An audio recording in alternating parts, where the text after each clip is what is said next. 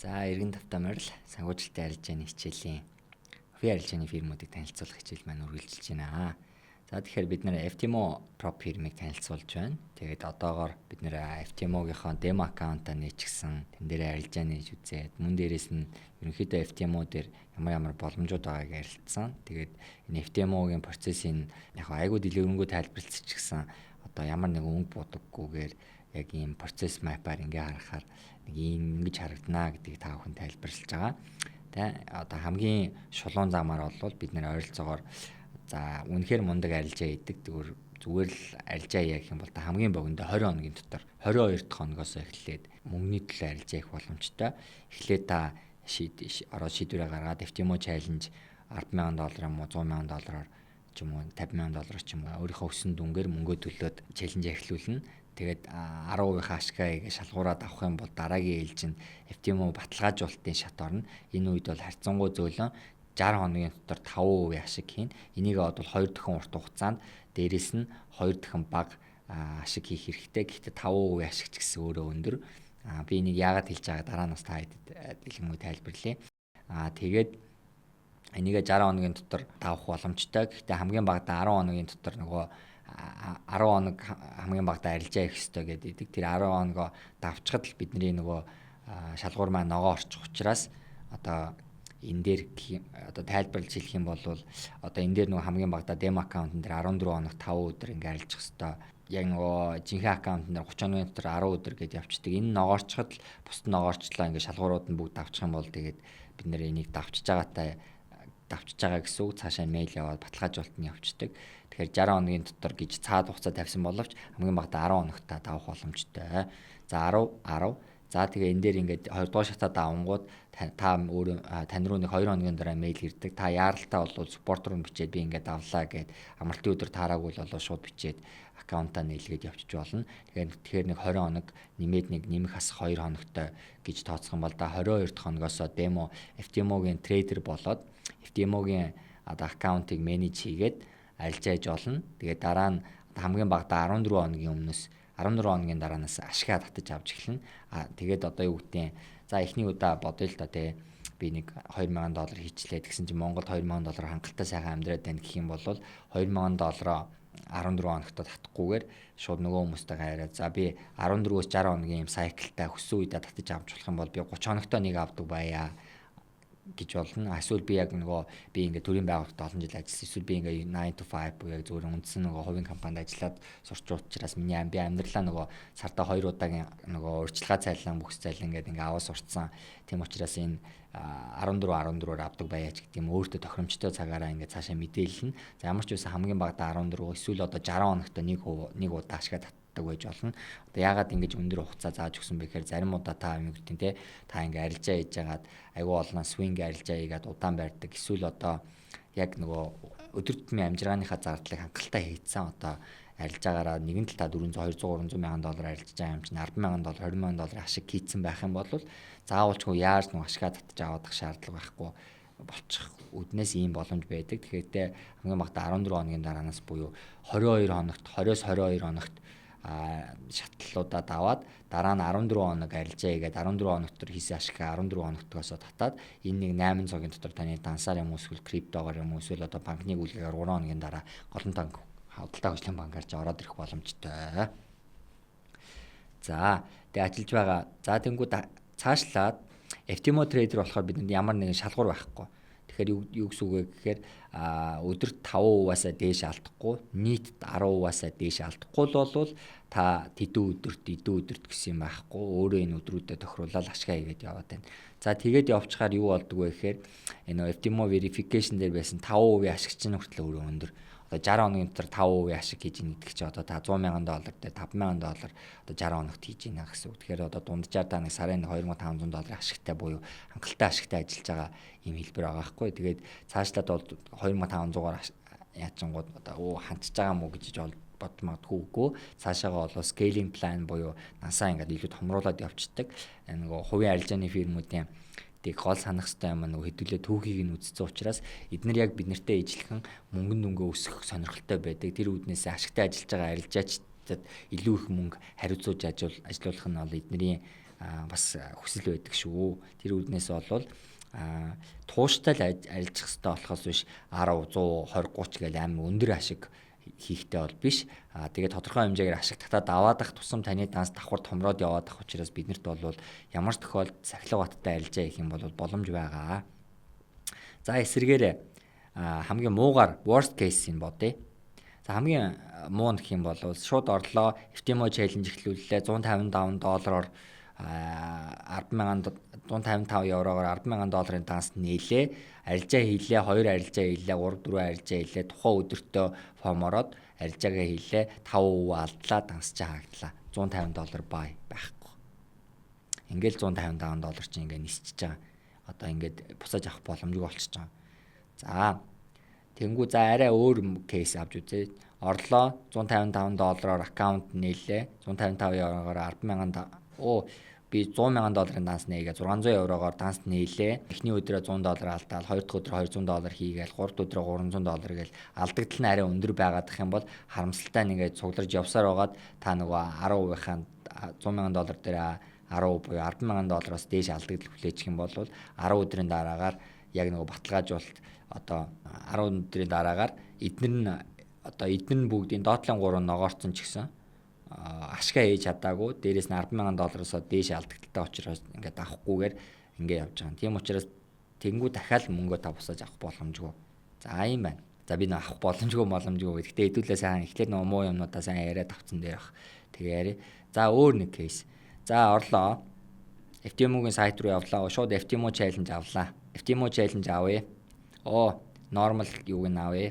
$25,000-ийн аккаунт яа. Би swing арилжаа нөгөө 7 хоногийн дундуур барьж аавна. Swing яах юм бол нэгийг харцсан 30 болдог.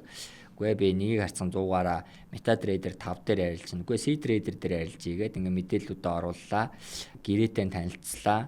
Би энийг зөвшөөрж гин худалдаж авлаа гэж төлчин. За тэгсэн чинь гинт одоо загсанд явъя мавъя гэд хөдөө мөдөө явахаар болчлоо.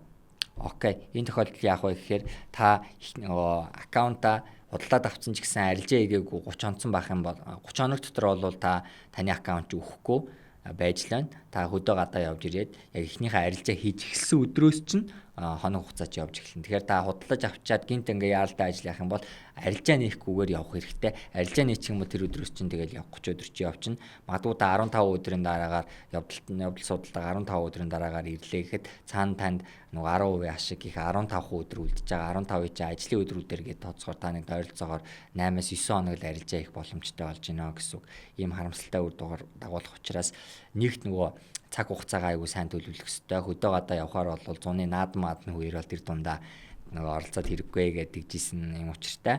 Баяр шинжилгээр гэхдээ наадмын үеэр одоо юу гэдэг манд хамаагүй би бол хөдөө гадаа ээж аавал явна хөөс биш надад хамаагүй би гэртээ сайхан үлдчихин харин ч 50 байна гэх юм бол ямар ч асуудал байхгүй. Яагаад гэхээр наадмын баяраар энэ усууд амархгүй. Чехт байдаг усууд бол тэр наадмын баяр байна устаа хамаагүй шууд ажиллаад явж байгаа учраас тэр ажлуудын тэрийг нь бол бид нэр энчээ зүгээр яг жирийн арилжааны өдөр шиг арилжаад явчих боломжтой гэсэн үг. За өөр нэг кейс. За орлоо, үйлдэлээ хийлээ, демо туршлаа, демо дээр дажгүй байлаа давлаа. За тэнгуүтээ за одоо зориг орцсон FTMO challenge $50,000-ын $25,000-ын авлаа. $250-оор challenge эхлүүллээ. Эхнийхээ шатыг давлаа 10% яаж иж байгаа л азаарстаа давлаа. Тэгснээ хоёр дахь дээр очиод буу хасахтай явцсан. Хоёр дахьоосоо ингээ алдчихлаа. Тэнгүү шалгуураа давсан уу гэнүүд үгүй гэж буцаад ишээ ороод ирнэ. Тэнгүү шалгууруудаа зөрчсөн үү гэдгээс нь авчин. Шалгуураа зөрчсөн гэдэг нөгөө одоо энэ дээр шалгуураа давсан хэсэг гэдэг дээр нь 10 хоногийн дараагаар атлист та шалгуураа давсан байна уугүй юу гэдэг юм чин гарч ирнэ. 60 хоног хүртэл танд хугацаа байгаа учраас нөгөө зөрчөөгүй л бол хугацаа чи яваад байна гэсэн үг. Зөрчөөд нөгөө 5%-аас дээш алдагдал нэг өдөр хүлээгээд эсвэл нийт данс 10%-аас доош хонхоолгочих юм бол ийшээ орж ирээл тоглоом ингээл эхнээс нь эхлэх болоо явчихна. За гэтэл юм байна. Бас нэг өөр кейс. Ийшээ орж ирлээ FTMO challenge 30 хоног айгүй та одоо техник арилжааны хичээлүүдийг манай академиас үзсэн. Ер нь бол дансныхаа 1% л арилжаанд эрсдэл оруулдаг. Тэгээд дунд нөгөө хүүхэд мөхттэй болцсон.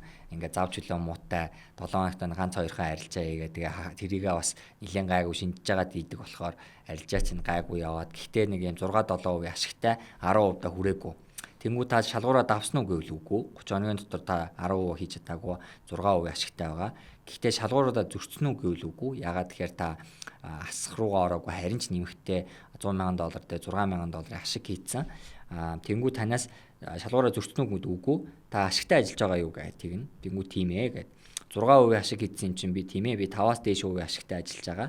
Гэх юм бол танд 30 хоногийнхоо анхаарч авч жагаад 30 хоногийнхоо 28 29 дэх өдөр нь буюу одоо 7 сарын 10 10 хэдэн ч гэдэг юм аль нэг өдөр нь таарах юм бол тэр өдөр нь мэйл бичээд тэрийг 14 хоногор сунгуулах боломжтой. Тэгэхээр нэмж нэг 30 хоног чинь 30 биш 44 хоног болоод 44 хоног дотор та 10% арилжаа хийх боломжтой болно гэсэн үг. За тэгсэн чинь хэрвээ тэгчих юм бол та 44 хоног дотор арилж байгааг 10% аачих юм бол тэгээд шууд энэ дараагийнхаа шат руу орчихно. За яг энэ тохиолдолд тэгвэл харамсалтай нэг тохиолдолд нь та 6% ашиг хийсэн ч гэсэн одоо бидний нээж байгаа санхүүжилтийн арилжааны хичээлийг үзээгүй, мэйл бичиж чадаагүй өнгөрөөцсөн.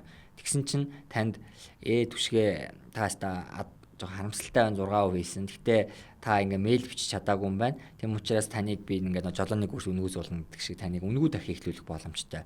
Тэнгүүд та 6% ашиг чинь байхгүй болцсон. Танд шинээр $100,000 аккаунт нээгээд өгчин. Та тэрэн дээр дахиад шинээр 10% арилжах боломжтой гэсэн үг. Тэгэхээр нөгөө хоног хугацаа чи явчин. Тэнгүүд дараагийн сар нь явсан чинь бүр их ачаалттай болоо шүүн унтахаа болоод ажил ингээ барагдгаа болчих юм бол харамсалтай юм учраас эхнийхээ нөгөө 14 хоногийн хугацаагаа сунгах боломжийг аль болох хандж агаад энэ хоёр өдрөө нэг хүлээж агаад авах хэрэгтэй. Авахгүй болвол шууд өнгөө дахин арилжаа хийн. Хичнээн гоё боломж оловч хэцүү. За тэгсэн чи бас нэг өөр кейс те. За яг түрүүнийх шиг ингээд эхнийхээ шатан дээрээ ашигтай ажиллаж байгаа. Гэхдээ харамсалтай нь яг шалгуураа 10% шалгуураа чинь тэр болгон хүнд аваадах чи хэцүү юм чинь. Шалгуураа давж чадаагүй. Гэхдээ бол зөрчөөгүй. Тийм учраас 5%-аас доош буюу 4% ашиг хийцэн 3.5% ашиг хийцэн одоо $3,500 хийцэн байна шүү дээ. Их мөнгө шүү дээ тий. Тэнгүүд 30 хоногийн дараа янгууд түшгээ та бол бас сахилга баттай ямар ч байсан мөнгө хариуцуулах юм бол хасах руу нороод хойлоо манд нэг хийчихгүй нөхөр байна. Тийм учраас танд өнгөө дахин эхлүүлэх боломж байна. Тэгээ энийг айгүй гоё мэйл ирдэг танд ингээд бүх сарууд ингээд зах зээл дээр ижилдэгч байдгүй. Зарим сарууд бол савлгаатай байдаг. Тань шиг эрсдлийг менеж хийдэг хүн бол ийм савлгаатай саруудад бас зарим арилж байгаа нэг сонирхолгүй байсан байж магадгүй ч гэдэг юм уу. Айгуу гоё мэйл ирдэг. Тэгээд тань өнгөө дахин эхлүүлэх боломжтой. Тэгээ 3.5% хийсэн юм чинь тэгэл за окей тэгэл эхнээс нь л эхэлчихье гэл өнгөө хийчихнэ гэсэн үг. Тэгээ энэ мэтлээ энийг хидч давтаж болно. Дараагийн сарны өнгөө яг 10% чам тэр болгоно нээхгүй байж болно. Тэгэхээр ингэж эхлүүлнэ гэсэн үг. Тэнгүү дараагийн ээлжинд нь бол та ашигтай ажиллаж байгаа хэсэг гэдэг дээр та шалгуураа давсан уу гэвэл үгүй. Шалгууруудаа зөрчсөн үү гэвэл үгүй. Гэхдээ ашигтай ажиллаж байгаа юу гэвэл үгүй. Тэгээд ашигтай ажиллаагүй болохоор ч энэ шалгуур зөрчсөндөө л орчин л доо. Тэнгүүд яг ийшээ сум заагдаал ягаад шалгуур зөрчсөн тооцогдчих вэ гэхээр энд дөрвөн шалгуур байгаа. Тэнгүүд одоо $5,000 одоо энэ дээр нүдэ минимум 10 өдөр арилжаагүй 9 өдөр арилцсан болохоор энэ ингээ улаан X тавиад чинь 10 болчих юм байна орчин. Энд нь $5,000 дээш алдаг хүлээгээгүй байна. Энэ дээр 10,000 нийлбэр нь $10,000 ихсээ болоогүй үгэнд хүлээгээгүй байна. Гэхдээ нөгөө $5,000 дээр одоо 10%-ийн ашгийг хийж чадсан уу юу гэдэг дээр ингээ улаан байхаар энэ шалгуур зөрчсөнтэй тооцогдчихж байгаа байхгүй. Тэнгүүд ингээл ихнээс нь эхлүүлэх болчихно гэсэн үг. Тэгэхээр бол ерөөсөө айгүй сахилга баттай арилжаачтал энэ зах зээлийг цаашаа даван гардаг шүү. Энэ үрээд одоо манай FTMO-гийн хичээл өндөрлж байна. Тэгээ FTMO дээрээ бид нэр бас нэг сонирхолтой юм харуулхад та заавалчгүй өөртөө техник шинжилгээ хийгээд авахгүй. Магадгүй та хэд ингээд өөрийнхөө арилжааг ингээд нэлээд сайн ухраа болоод ирэх юм бол бот ажиллуулах боломжтой болоор дэрнэ. FTMO дээр бол хуучин бот арилжаа хийхийг зөвшөөрдөг байсан. Одооноос бол энэ бот арилжаа хийх боломжтой болсон. Тэгэхээр одоо жишээ нь энгийндээ одоо энэ алго трейдингээ ингээ нээсэн энийг биш ингээ нээтгэвтэй болгож жагаад expert advisor гэдэг дээр за market гэдэг дээр нь орчих script гэдгээс нь харъя. Энэ expert advisor гэдэг өөрийнхөө хийсэн ингээ ботуудыг ажиллуулах боломжтой. За одоо миний хувьд бол нэг юм 2 3 бот хийж исэн байна. Тэнгүүд одоо FTMO Mentor app гэж бид түрүүний ярьж ирсэн. Энэ дээрээ ингээд Mentor app-аа оруулаад input дээр энийг оруулж агаад явчих болно. За энэ дээр одоо жишээ нь common input ингээд ингэж жагаад шууд арилж байгаа энэ дээр ингээд бот ажиллуулад таны өмнөөс одоо ямар нэгэн клик хийхгүйгээр энэ арилжаа чинь ингээд зах зээлийнхаа тухайн үеийнхаа нөхцөл байдлыг анализ хийгээд автоматар нээж хаагадаад дараагийнх нь нээгдээд ийм бот шууд хийгээ авчиж болно. За энэ нэг ийм бот байгаа бол энд энэ HF гэдэг нөө hedging стратегтэй бот байна.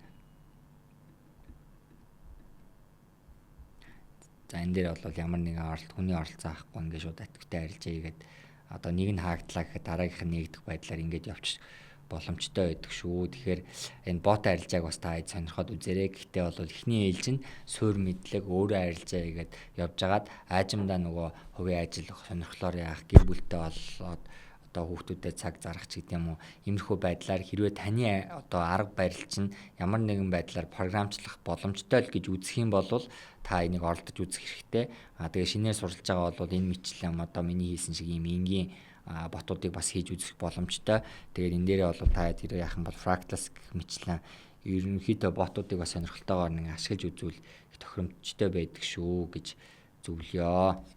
За энэ ботны хэсгийг хэдүүлээ дараа нь тусдаа авч үзэх учраас би энийг ингээд энэ хэсэг хүрээд орхиё. Баярлаа.